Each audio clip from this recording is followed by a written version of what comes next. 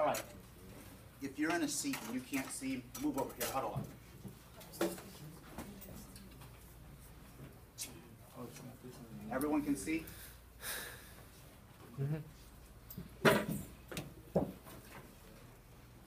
If I read the prompt,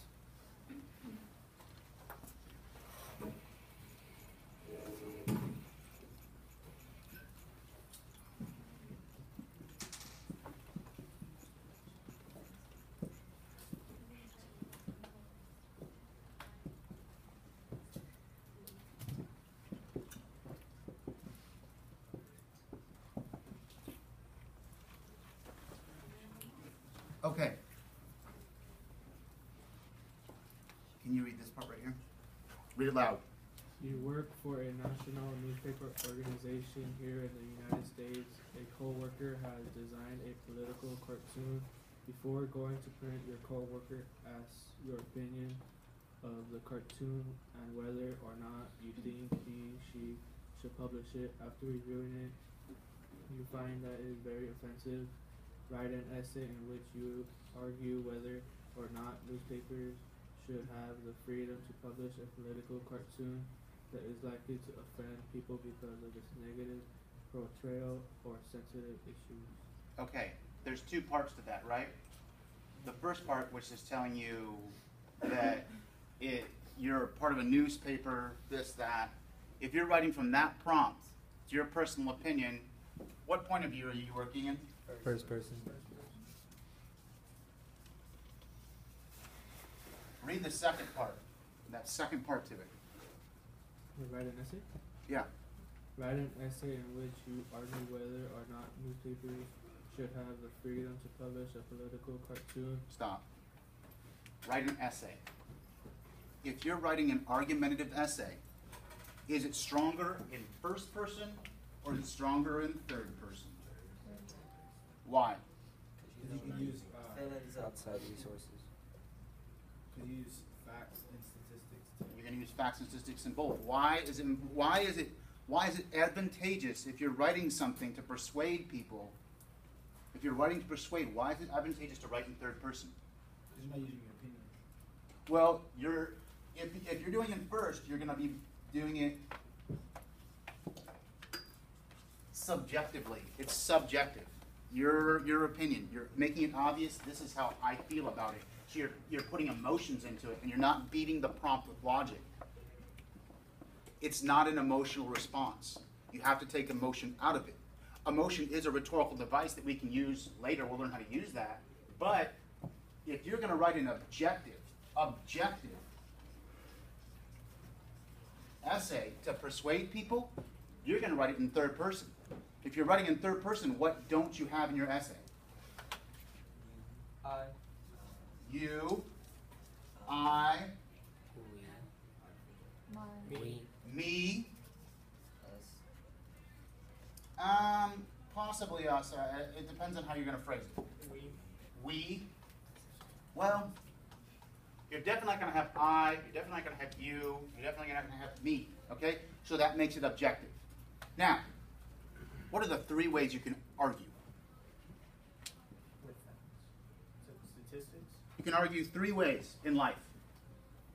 You can, here, I'll give you the first one. I'll let you get the next one. You can agree, Disagree. disagree. Neutral. What's it called, though? It's not neutral. You can't be neutral. You cannot be neutral. You can't say, Indecisive. it's not indecisive either. What's it called? Wait, don't give us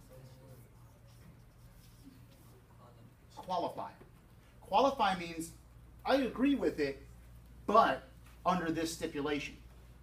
And the thing with qualifying is when I say but under this stipulation, you have to have specifics.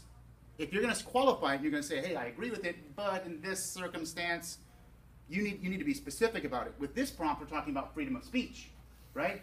Should newspapers be able to publish anything they want? Yes. No. But you gotta know what to say. Yes, but what? You gotta know what to say. Well, yes. If you say yes, you agree. Should have freedom of speech. If you say no, you disagree. But you say yes, but. if you say yes, but if that freedom of speech, let's say, infringes on humanity, that's a big idea, or causes violence, there is a reason why you're qualifying freedom of speech. A lot of you, when I walked around and I saw you starting off, you start off with, I strongly agree or disagree. When we went through an introduction, where does your thesis come? Last sentence. First paragraph. First paragraph, last sentence. Now, in constructing essays, when you're doing this is how I construct it. I start with my thesis first, then I go to claim 1, then I go to claim 2, then I go to counter argument, then I do my conclusion, then I come back up and I finish that first part with that introduction, because I find it very hard to write an introduction without knowing what my thesis is, or without forming an opinion and without gathering my evidence. If that's easier for you, cool. Do it a little backwards. You can chunk it out the way you want. First thing you're going to have to do today, though, is really iron down a third-person thesis. Are you agreeing, disagreeing, or qualify? And then how can you put that in language that is academic language, the stuff that we've been going over? You all are equipped to write this essay. You just got faked out by it yesterday because I threw it at you and you said, oh, I don't know what to do. I'll just start writing. No. Calm down. Relax. You have the skills. If you need to open up fingerspeak and you need to look at your actual language that you're using on those paragraphs, because the paragraphs that you've been writing, they're very well written. They have syntactical variety. They have power verbs. They have attributive tags. They have quotes. But it takes you a long time to put that together, and you're still getting control of all those different elements. If it helps you to look at that for this essay and look at fingerspeak or look at that website, look at that and slowly construct what you're trying to do. You can all do it. It's just going to take a little time. Sometimes you got to slow down a little bit to be able to go a little faster. Today, what I'm going to ask you to do is look at that first paragraph. I need you to form an opinion first. Are you going to agree? Or are you going to disagree? Or are you going to qualify? After that, write a thesis. Once you're done with your thesis, go to your first sentence and really hit syntactical variety. Remember, you're a positivist. I taught you that so it'd be easier for you to write. But if you get so psyched out, like, oh, I got to figure out this issue, and you forget all the technique that we learned, it goes out the window. This is simple. You just have to simplify the prompt. They can talk about Charlie Hebdo. They can talk about the scenario of you being a newspaper writer. In the end, simply what is it? Do you agree, disagree, or qualify that newspapers should have freedom of speech? That's it. That's what you have to write on. And you have articles there where you can take evidence from that are already there for you. It's simpler than what you think. Don't make things too complex. Simplify, simplify, simplify. That's Henry David Thoreau. We'll get to that later. Okay? Any questions about this and how to construct this? No? So what are you supposed to do today? Someone tell me? What? Not paragraph first. Create your point, your state, like how you feel. Making your thesis. Yeah, your position. Decide your position, and then what?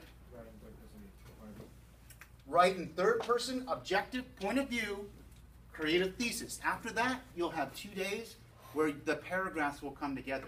And you can work on syntactical variety, and you can work and put all the language in that you've been using. Don't get psyched out by these things that they put a lot of words on the page. Just simplify it, and you'll be all right. Any other questions before we begin? All right, have at it.